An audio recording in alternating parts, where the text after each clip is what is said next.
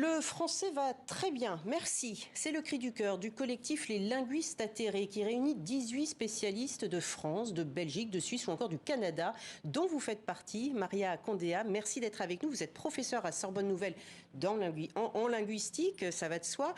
Première question pour comprendre qui s'adresse justement aux lecteurs de cet ouvrage publié dans la collection Tracts chez Gallimard. Un linguiste, c'est quoi ? Alors, linguiste est un métier, c'est le dernier point de notre tract.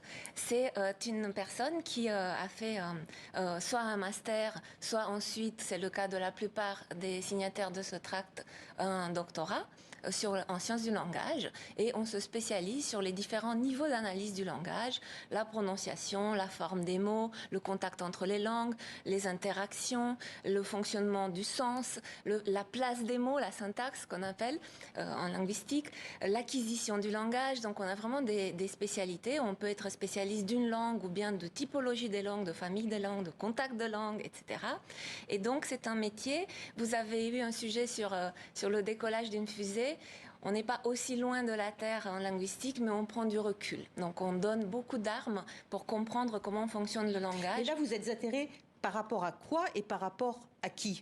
Alors, nous sommes atterrés par rapport aux discours ambiants qui sont un peu anciens et qu'on entend toujours, à la fois dans les médias et au café et dans les familles, y compris parmi nos amis parfois, et qui s'inquiètent de la bonne santé du français. Donc on arrive presque à douter de l'avenir de cette langue et c'est pour ça qu'on a mis cette boutade dans le titre linguiste atterré, parce que vraiment il n'y a absolument aucune raison de s'inquiéter pour l'avenir de cette langue. Il y a beaucoup de langues qui disparaissent actuellement, qui sont vraiment en grand danger.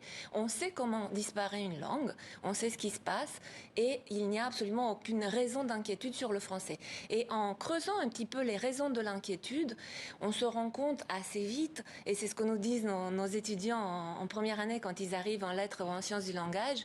Pourquoi on ne nous a pas dit ça avant ? On se rend compte que les peurs viennent souvent de l'ignorance.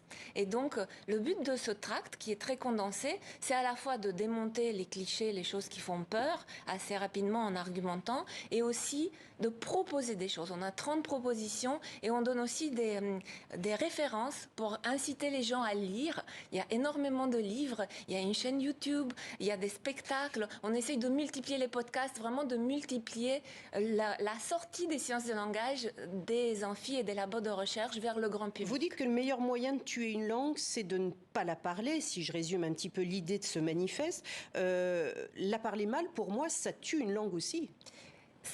Ça n'a jamais été constaté. Donc ça, c'est un bon exemple. Nous, on observe comment les gens font et on prend du recul par rapport aux données. Ça veut dire qu'on regarde le français pas seulement autour de nous, donc on essaye d'observer énormément de gens déjà autour de nous, mais aussi dans son histoire. Donc pour comprendre comment on est passé du latin, finalement, qu'on aurait pu aussi qualifier de mal parlé, à toutes les langues romanes. Donc on pourrait dire qu'on parle du latin cassé qu'on a détruit et c'est pas du tout le sentiment qu'on a. Donc une langue, ça évolue lentement.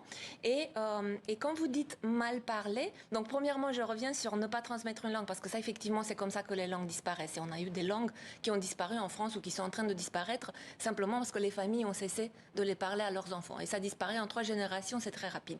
Donc on n'observe pas du tout ça pour le français. Quand vous dites mal parler, que veut dire mal parler ? Là aussi, souvent, en arrivant avec les outils de l'analyse quantitative, de l'observation des interactions et de l'histoire, on a des clés pour comprendre.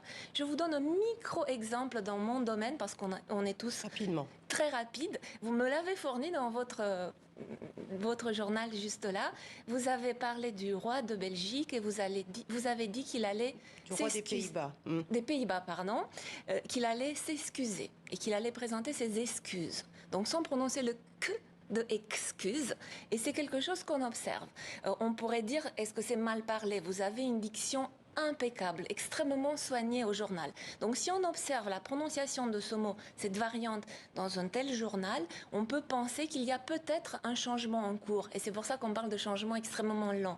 Il est probable que ce mot, dans 50 ou 100 ans, s'écrira excusez. C'est ce qui s'est produit dans toutes les autres langues romanes. Il n'y a aucune perte de nuance, il n'y a aucun problème, aucun danger pour la langue, simplement des micro-évolutions. Et c'est ce qui s'est produit aussi sur l'orthographe. Il y a eu énormément énormément de réformes. Donc selon vous, c'est en gros, il faut s'adapter à l'évolution, ne pas se braquer contre elle et accepter qu'une langue évolue et change, et c'est pas pour ça qu'elle s'appauvrit, c'est ça? Et j'irais encore plus loin, non seulement l'accepter, mais l'étudier. Nous, on voudrait partager nos outils pour observer vraiment les dynamiques fines de l'évolution de la langue. Maria Candéa, merci beaucoup d'avoir été avec nous. Les linguistes atterrés, le français va très bien, merci. Cela doit intéresser très certainement un nombre de nos téléspectateurs sur TV5 Monde, la chaîne de la francophonie, parce que, vous le dites aussi, il n'existe pas un français, mais il existe une diversité de français enrichis par l'Afrique, par les Suisses, par les Belges, par les Canadiens.